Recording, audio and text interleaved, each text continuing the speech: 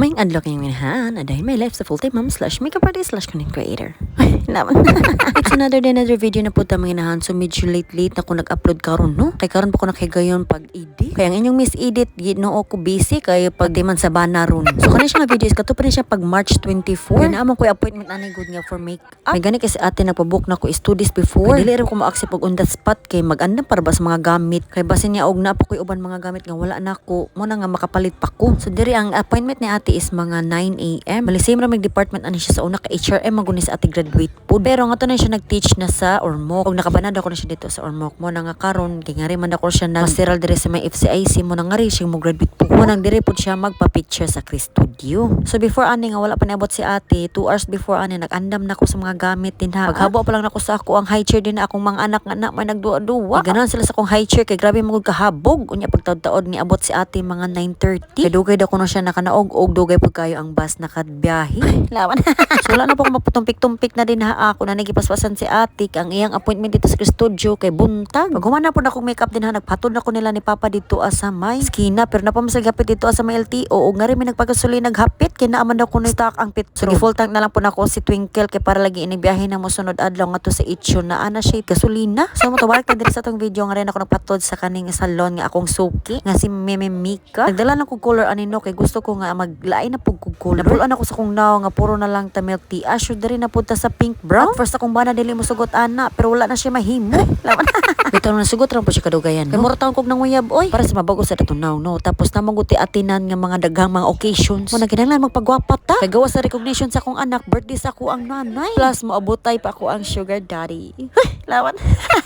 So mo nang may anak ko sa akong fairy hairdresser nga kinahanglan beautiful inside and out ko sa ako ang sugar daddy inig ulipot. Ingon pa siya nga siya'y bahala. So mo to nga natunto ko ay syempre ito usag ko no kay ngani na magkusuki na good ever since. Murag ikaupat na akong balik ngani ni Mimika. Bahala na gud nagabian kay nagsugod man na stress na uli ko ani mga alas 9 sa gabi. So mahala na lang importante gwapa ta. Hilas. Lawan.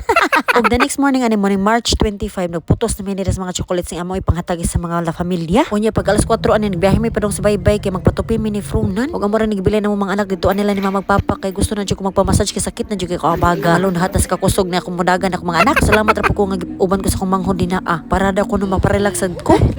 Mo nang pa-massage na ang ari mi nga on og quick sa may plaza. Og the next day ani mo ni March 26 nganto mi padong sa Itcho. Kay birthday ni nanay in the next day nga March 27. Medyo hapon namin nabibiyahe ani pag March 26 kay para lagi sleep over mi nga tug one night sa bay. Og tumangod ang birthday i-held ni nanay ko. Nagkaroon na lang may hapon ni biyahe din niya para the next day mo nga uli na mi nigaud to. Ikaw man na magpaniod to dito kanane manguli ra pud mi dayon. Sa pagkaban naman diri sa balay nila tatay gisugat mi nila. Nabot mi anay no mga alas 5 na sa hapon. Igor mi nag-standby kadayot kay ngadto mi manay hapon sa puting bus. Igor mi gipakapi sa anay nila tatay kay taud-taud mga adto na mi sa puting bus. Magsugba-sugba daw kun mi ngadto og baboy og isda. So mo nang gipaari sa mi nanay sa kusina kay para magtimpla sa anay og kape. Kay ba taon na magibiyahe?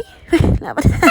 Medyo hagno na mapagod ako tingin mo nagtimpla na lang pug taon tani ni anang pabaga na lang pug tagnaw. Pag uli na mo diri sa balay gikan ngadto sa puting bus nangaligo na ng mga bata din na og nagtimpla na pug ko din nagkape. Tapos itabang na pud mi din ni og kanang kay maglumpia daw kuno sila ni manang. So sa umatabang nito ako sa nigilon ring ininit ni nga ilang giinit kay nakalimtan. So before ko mag-start din na mag-inom sa tag vitamin C cup kay mao naman atong energy drink din na naman ni mahimo nga mawa na sa tong life. Sana all. Pag man ako kape din nag-inom na po ni manang din ni og San Mig Apple kay gipalitan mi nanay. Di ka balibad kay vertigal na ba ni kaugma. Gikan sa init hala bugnaw na po. Igit kin resultaan. Bahala na lang basta kay nakainom og San Mig Apple. Naginuktok pa mi din na sa mi nagsugod din nagputos aning lumpia. Pero dili ra pud mi nahuman ani kay mami kabuok nagputos. Mura jud mga elf ani ni Santa Claus. Dali ra kay nahuman kay mami kabuok. Og sa dihang nangatulog mi ani mga alas 11 nya pagmata na mo din ni mga alas 4 na may singalong sa gawas. Abi na mag mga silingan din ha nga nabuntagan. Og sa dihang naman ay nagmanyanitas among nanay. Pero kay mi no sinanay wa kibaw. Pwede na mo lipat-lipat kagabi. Kay pwede na mo sabot-sabot ana sa pamilya Santoya labi na ni Ate Lady. Nagharp pag na sila og youth nga malami kay mga tingog. Og sa dihang nakamatagid ako mga anak tungod sa kanindot silang mga tingog. Murang nanggawas ni sila din ha nagpakugos ni nanay ang usa. Kay nanginana og nag-unsa ni sila din ha. Pag human nila kanta din ha nagdala man ni sila mga snack og cake ni nanay. Sumutong nangaon sila din na alas 4 kadlawng dako. Og nanguli sila mga alas 5. So ako din naniguro ko saan ako pag surprise ni si nanay sa amo ang manibukay sa kong bana. Ako na po nagisabot ni ako igagaw nga ina si nanito nga napaakan sa Timari og gero og nalisang silang tanan kay nanggawas na sila diri sa gate Tepita. Pero katawa asa ko mga manghod din ha. Abi gyud nila nga wa may surprise sila hang nanay. Sa maoto pagka morning na gyud ani mga alas 9 na nga sila naguna ni nanay ug si tatay dito sila mama. Samtang kami nito ni tagpaulhimi kay naganda pa mismo ko gulingon. Kay dili may mapaigo sa mong sakyan mo nang ibay batch na lang taon. Mahala na lang importante na atay sakyanahan. Mahalang gasolina.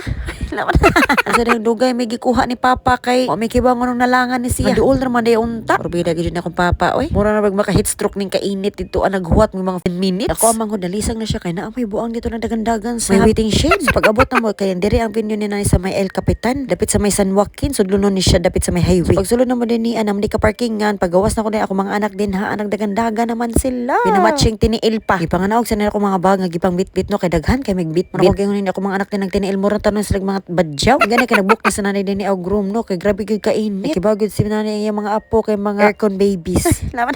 So nigawas ko din na kay check na mo ni na ang venue nila nanay. Ug ang gipa-reserve ani nanay is 100 packs man di ay ni. So maunang arang daghan ng tables and chairs din na tungod sa kadaghan sa pamilya ni nanay. While waiting mi sa uban ka pamilya ni nanay diri na picture ko. Samtang nagdagandagan na akong mga anak. Ug nagtimo-timo na lang pud mi din naglumpia ang among giunay-unay kagabi. Hapdos sa jud mo kuto-kuto murag las 12 naman gid wala pa man among mga bisita. Sige lang kay ana man jud ning mga Pinoy.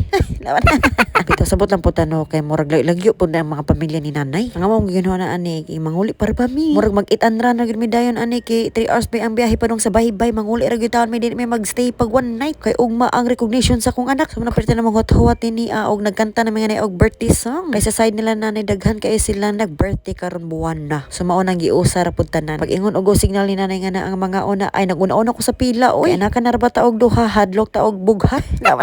Ato nang dali na ko kaon din na kay para mahungitan pa to nako ang duha. Dili ra ba gito mo kaon og dili na ko pugson. So mao nang naguna-una sa ko din na kay si mama anay nagbantay dito sa duha. Kami nagatbang na kong manghod kay murag karon pa siya kakaon balik og lechon gikan sa pagsampa. So pag humana og pangaon din na ingon ko sa kong nanay din na magpicture sa mi o sa mi manguli ko pa mi picture. Wala ko ma-post ani unya ni guli sabay. So muna ako sila sige ingnan nga time out sa diri sa ta magpicture. So muna busy kay mi din na og positioning asa mi maayo mo picture. By family first tapos tibuok pamilya og another family na po. So pag humana mo picture na po din na ang amin nagkuwat ni sa kong anak kay kanus ami manguli. Si papa dito og si tatay naglami nagstorya wala pagi katagay. Samtang kami diri sa akong manghod nga si Frida Antoinette wa na nangaguba ng mga naong aning kalakihan. Ni nadaot ron tungod sa lechon og epekto sa suka. Dili lang may palata no pero maklaro man ninyo. So the next morning ani mo na ako gingan recognition sa akong anak din ha. Nga nakapaso pa gyud siya din na sa stage kay teachers list siya tapos most energetic pa. Hoy, laman. Manang proud mami ta no kay bisag kiat kay ning dagwayan ning bata pero naa siya award. So manang di ko pwede nga dili mo paso dinhi kay first time ni sa akong history sa akong anak. Manang di ko pwede mo absent. Dapat mag day trip unta ko pa dong sa Cebu. So makigdungan na lang ko nila ni nanay. Pag naog na mo diri sa stage akong anak diri usa nagpakopako naman na siya apil sa doxology siguro ganiha. So pagagabi ani pag human sa recognition sa akong anak napahatod ko nila papa dinhi sa may hilongos. Wala na nako pa ba na sila mama og ang mga bata kay kusog na to manghila. Mo nang ako ra mangod dinhi sa party girl nga nakachinilas. First time niyo nakakita nga bagong tuli is party girl. Nangita mi nga ri og pagkaunan og sa dihang naram sa duol diri sa mga parkingan. Kanila sa ani barbecue mo kaunon kimo pay gusto nila kaunon ni papa. Og sa dihang namili na pud mi naglibog mi sa kadaghan sa choices. But importante dagan-dagan na magpamili din na kay para makadana sila nga to ni mama. Og sige pog taon-tan sa palibot kay basin na apay may mapilian. Og sa dihang na ay mami amo nakit-an. Unya nag-request man sa akong manghod nga gusto siya mahigop og sabaw. Ako na pag ipabigyan kay mura ba siya anakan. So ibalik mi dito kay nagkuha mi og chili sauce og ngan himini pwesto na. Kay ready to hab-hab na ta kay basi maabtan ta nila na nagtatay din na dire may nga undapit sa duol sa pier sa Hilongos para dali ra nako sila makit-an kung naa nang bus nga ilang gisakyan nga shuttle. So di na ta matuping tompek na mga on na ta din na kay gutom na jud ayo. Sakto pag human ako din ng pagkaon sila naman nang nakit-an na nako sila nga duol na. Nasud na sila sa pier mo nang nanood na pud mi dinhi napasud ko nila ni papa kay daghan bay og bitbit sa kamalitag usa ka van carry. So mo nang amo po ni giubanan si nanay dinhi kay mularga na po na siya balik. So kompleto ang casting karon. Nananghin ako din na sa akong papag manghod nga mulakaw nako kay alas 7 na kapinapit na mag alas 8. Ang biyahe sa Roble alas 10, di ba? Early bird. Pagsulod naman din niya kay nakakuha naman ako manghod din na nga sila rami og ganang amuhang terminal fee mo nang nanood mi din niya. Mo nang nakigdungan na lang po ko nila ni nanay kay para dili po ko boring mo biyahe. Kaya ako ginuhuna ako mag fast craft ko in the morning. Haggard na ko nag-abot na nikita sa akong sugar daddy. So mo nang nisabay na lang po ko nila ni nanay balag ni biyahe ko 1 hour. Importante lingaw. Ay, laman.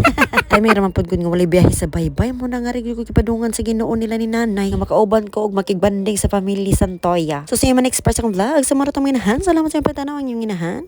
Laban! Ciao!